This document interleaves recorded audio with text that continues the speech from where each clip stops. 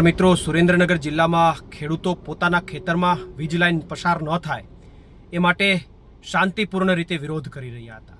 એ સમયે મોટી સંખ્યામાં ત્યાં પોલીસ ઉતરી આવે છે, ખેડૂતોને વિખેરે છે, ખેડૂતો સાથે દમન કરે છે, એમની અટક કરે છે અને ખેડૂતો એ જે કોઈ તાળાબંધી કરી હતી ત્યાં પોલીસ પોતે, જે પોલીસની ફરજ છે કોઈ તાળા તોડી જાય તો એમને પકડી અને એમને સજા કરવી, એમની જગ્યાએ પોલીસ પોતે તાળા તોડતી દેખાય છે.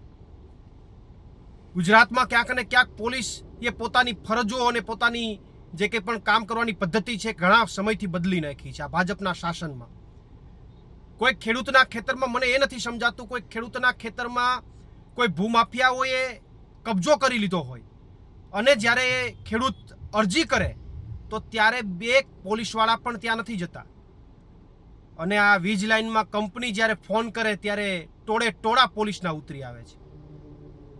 જ્યારે ખેડૂત સાથે કોઈ અત્યાચાર થાય, દમન થાય, લો એન્ડ ઓર્ડરનો ભંગ થાય ત્યારે ખેડૂત જો પોલીસને ફોન કરે તો બે પોલીસવાળા પણ ત્યાં દેખાતા નથી અને અત્યારે ખેડૂતોની વિરુદ્ધમાં પોલીસના ટોળે ટોળા ઉતરી જાય.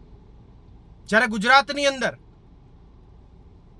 થોડા દિવસે ક્યાંય લૂંટ થાય, દીકરીઓ ઉપર દમન થાય, ડ્રગ્સ વેચાય, દારૂ વેચાય, ચારે બાજુ ચારે જગ્યાએ દારૂના અડ્ડાઓ ચાલે અને કોઈ જાગૃત નાગરિક પોલીસને ફોન કરે તો બે પોલીસવાળા પણ એમને ત્યાં જવાનો સમય નથી. પણ જો ખેડૂતની વિરુદ્ધમાં વીજ કંપનીની જે કંઈ વીજ કંપનીઓ છે એમને ફોન કરે તો પોલીસના ટોળે ટોળા ઉતરી જાય. આવી અસમાનતા કેમ? આ ક્યાંક સરકાર ઉપર અને પોલીસ ઉપર પણ પ્રશ્નાર્થ ઊભા થયા છે. ત્યારે હું સુરેન્દ્રનગરના ખેડૂતોને આશ્વસ્ત કરવા માગું છું કે તમારી જે લડાઈ છે એ લડાઈમાં અમારું સંપૂર્ણ સમર્થન છે. આમ આદમી પાર્ટી વતી સંપૂર્ણ સમર્થન છે અને આવનારા દિવસોમાં સુરેન્દ્રનગરના ખેડૂતો સાથે ચર્ચા કર્યા બાદ જે કોઈ પણ સ્તરે લડાઈ લડવી પડશે એ લડાઈ લડવાની પ્રવીણ રામની પૂર્ણ તૈયારી છે અને પ્રવીણ રામ એક ખેડૂત નેતા તરીકે હું એ સુરેન્દ્રનગરના ખેડૂતોને બાહેંધરી આપું છું. પ્રવીણ રામ, પ્રદેશ ફ્રન્ટલ અધ્યક્ષ, આમ આદમી પાર્ટી.